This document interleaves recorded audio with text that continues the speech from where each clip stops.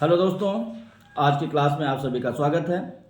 आज हम लोग संवादन विकास के अंतर्गत देखेंगे मैकडोनाल्ड अवार्ड, सांप्रदायिक निर्णय या कम्युनल अवार्ड, इन नामों से इसको जाना जाता है।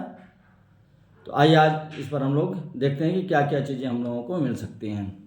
देखिए होता क्या है, प्रथम गोलमेज सम्मेलन होता है और द्वितीय गोलमेज सम्मेलन होता है। दूसरे गोलमेज सम्मेलन में कांग्रेस प्रतिभाग करती है, लेकिन जो सांप्रदायिक मुद्दा है वो ऐसा मुद्दा बन करके उभरा है कि ना प्रथम गोलमेज सम्मेलन ना द्वितीय गोलमेज सम्मेलन में उस पर कोई निर्णय हो पाता है।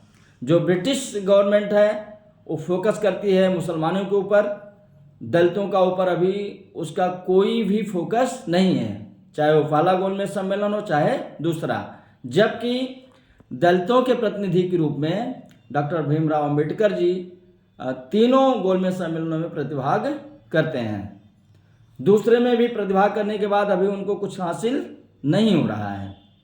और जब 1 दिसंबर 1931 को ये सम्मेलन समाप्त होता है, उसके बाद गांधी जी 28 दिसंबर को जब बम्बई वापस आते हैं तो यहाँ की स्थिति एकदम अलग हो जाती है। और कुछ दिन बीतने के बाद 4 जनवरी 1932 को उनको फिर गिरफ्तार करके यरवदा जेल में डाल दिया जाता है। ये घटनाएं हो रही हैं।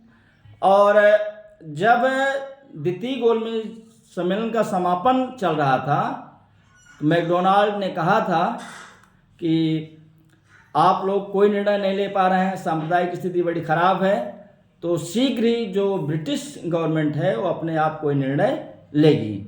और वो निर्णय क्या था? अब उन्होंने एक नई बात डाल दी कि दलितों के लिए उन्होंने पृथक निर्वाचन मंडल की व्यवस्था कर दी।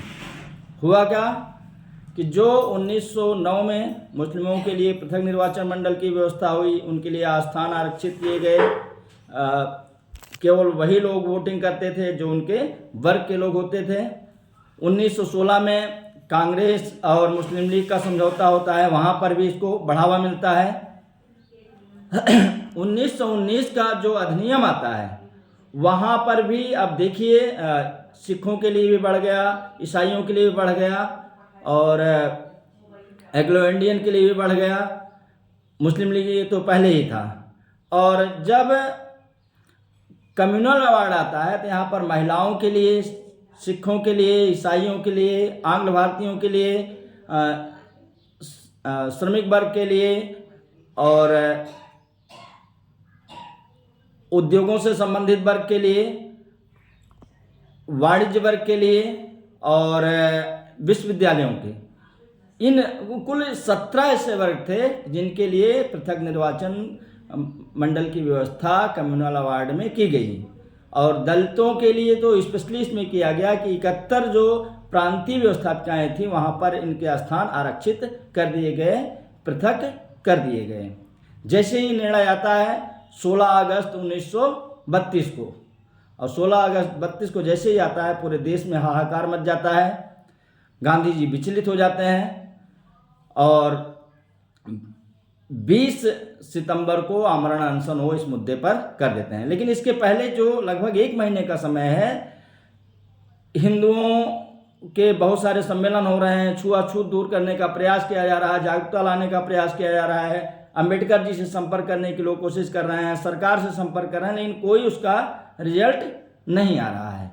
और अंत में जाकर के पंडित मदन मोहन मालवीय जी के नेतृत्व में अंबेडकर जी से संपर्क होता है और पूना में 24 सितंबर को गांधी जी के प्रतिनिधि के रूप में, जो हिंदुओं का सम्मेलन है वहाँ पर गांधी जी के प्रतिनिधि के रूप में पंडित मदन मोहन मालवीय उस पंचायत पर साइन करते हैं, एग्रीमेंट पर साइन करते हैं, और दलितों की तरफ से डॉक्टर भीमराव अंबेडकर साइन करते हैं।